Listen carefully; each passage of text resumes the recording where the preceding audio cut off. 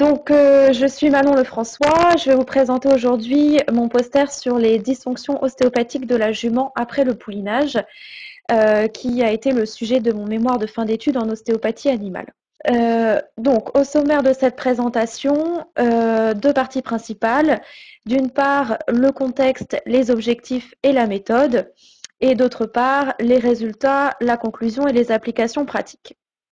Donc, premièrement, le contexte, les objectifs et la méthode. Donc, trois constats. Premièrement, donc les objectifs des éleveurs de chevaux qui sont la rentabilité, la précocité et la santé.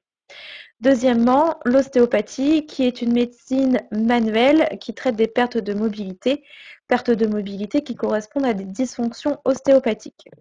Et troisième constat, qui est que le poulinage est un effort physique doublé d'un stress mécanique et physiologique. Partant de là, deux questions se sont posées. Le poulinage peut-il provoquer la mise en place de certaines dysfonctions ostéopathiques? Celles-ci peuvent-elles trouver une explication fiable et peuvent-elles avoir des conséquences pour la jument et notamment sur sa fertilité? Pour cela, l'étude de terrain s'est basée sur un élevage durant une saison avec 33 juments répartis en deux lots, un lot expérimental et un lot témoin, et selon un calendrier de 3 consultations ostéopathiques, J-15, J+3 et J+25, en considérant le poulinage comme J0, et en sachant qu'aucun traitement n'a été effectué sur les individus du lot témoin. Alors, deuxième partie, donc les résultats, la conclusion et les applications pratiques. Concernant les résultats, 4 zones dysfonctionnelles se sont révélées prépondérantes: la nuque, le garrot, la jonction thoracolombaire et le bassin. Le nombre des dysfonctions ostéopathiques a grandement évolué au cours du calendrier expérimental. On a pu relever une augmentation entre J-15 et J+3 pour les deux lots, donc suite au poulinage.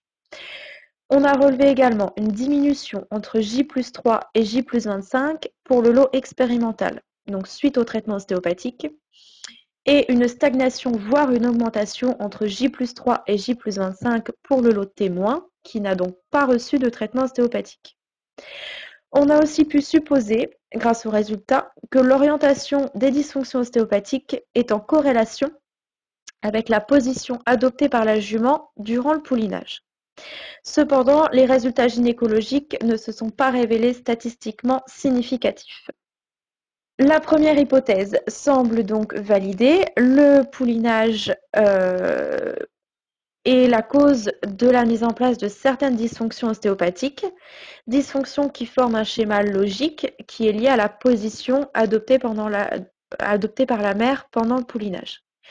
Et le traitement ostéopathique, lui, permet le retour à l'équilibre au sein de l'organisme de la jument. Par contre, la deuxième hypothèse semble invalidée. Les données gynécologiques ne se sont pas révélées significatives. Par contre, les dysfonctions ostéopathiques qu'on a retrouvées sont en lien anatomique et physiologique avec la fertilité. Donc, il serait intéressant de poursuivre cette étude. Donc, pour conclure, le poulinage a effectivement un impact sur l'organisme de la jument, avec la mise en place de certaines dysfonctions ostéopathiques. Le traitement ostéopathique est bénéfique pour le bien-être et la productivité de la jument, qui sont indissociables. Et l'ostéopathie est donc à intégrer au sein des élevages pour optimiser la bonne santé et la productivité maximale des poulinières. Merci beaucoup.